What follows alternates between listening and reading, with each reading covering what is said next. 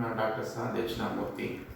இளைஞர்களுக்கு போதுமான பிரதிநிதித்துவம் கிடைக்கிறதா அரசியலில் அப்படிங்கிற ஒரு கட்டுரை இந்து தமிழ் திசையில் இந்த டிசம்பர் 9ஆம் தேதி 2024 அன்று வெளிவந்திருந்தது. ஸோ அந்த கட்டுரையை பற்றிய ஒரு அலசல் தான் இன்னைக்கு நம்ம காணொளி. இளைஞர்களுடைய பிரதிநிதித்துவம் இந்திய அரசியலில் மட்டுமல்ல உலக அரசியலில் குறைந்துகிட்டே வருது அப்படிங்கிற புள்ளி விவரத்தை அவர் படிப்படியாக அடக்குகிறாரு. ஸோ எடுத்துக்காட்டாக எடுத்துக்கிட்டோம் அப்படின்னா 1952 இந்திய நாடாளுமன்றத்தில் 70 வயதுக்கு மேற்பட்ட ஒரே ஒரு உறுப்பினர் தான் இருந்தார். இன்னைக்கு நாடாளுமன்றத்தில் குறிப்பாக மக்களவையில் 8% உறுப்பினர்கள் 70 வயதுக்கு மேற்பட்டவர்களாக இருக்கிறாங்க.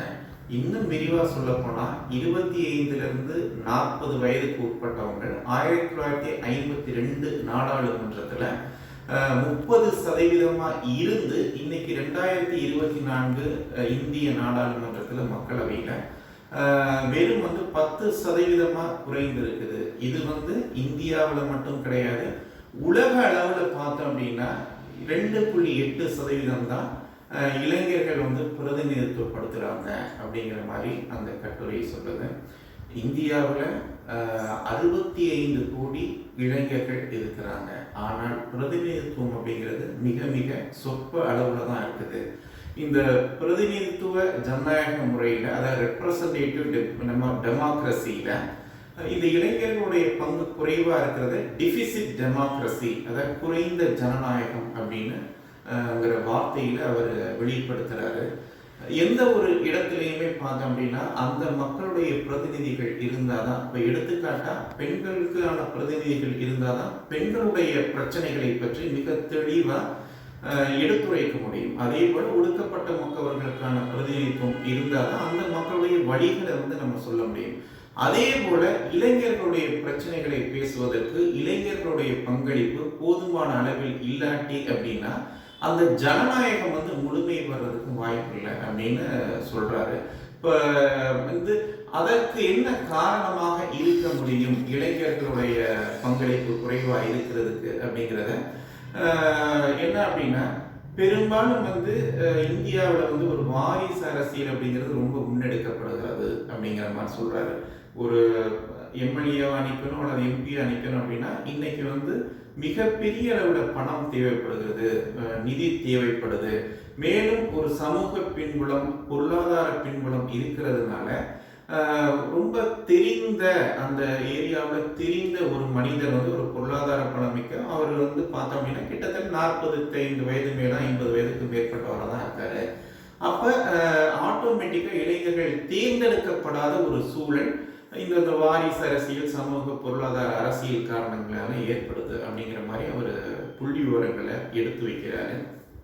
அப்ப இளைஞர்களுடைய பங்களிப்பு அரசியல் அதிகப்படுத்தணும் அப்படின்னா என்ன முக்கியத்துவம் அப்படின்னா, ஏன் இளைஞர்கள் வரணும் அப்படின்னா, கிட்டத்தட்ட நான் ஏற்கனவே சொன்ன மாதிரி இளைஞர்கள் தான் இளைஞர்களுடைய பிரச்சனைகளை பெரும்பாலும் சரியான அளவில் பிரதிநிதித்துவப்படுத்தணும் முடியும். எடுத்துக்காட்டாக பார்த்தோன்னா இன்னைக்கு மாறி இருக்கக்கூடிய காலநிலை மாற்றம், கிளைமேட் சேஞ்ச் அப்படின்னா, அதே போல் ஆர்டிஃபிஷியல் இன்டெலிஜென்ஸ், செயற்கை நுண்ணறிவாக இருக்கலாம், இல்லை புதிய உற்பத்தி முறைகள் இருக்கலாம். இது ஒரு முதியவர்களை விட, அதாவது வயதானவர்களுடைய இளைஞர்கள் மிக சிறப்பாக எடுத்துரைக்க முடியும். உலகத்திற்கான புதிய புதிய பிரச்சனைகளை இந்த கற்றறிந்த இளைஞர்கள், ஈஸியாக அப்டேட்டடாக இருக்கக்கூடிய இளைஞர்கள் ஈஸியாக பிரதிநிதித்துவப்படுத்தி, அதாவது எடுத்துரைத்து அதற்கான தீர்வுகளை காண முடியும், விவாதங்களை உருவாக்க முடியும் அப்படிங்கிற மாதிரி சொல்றாரு.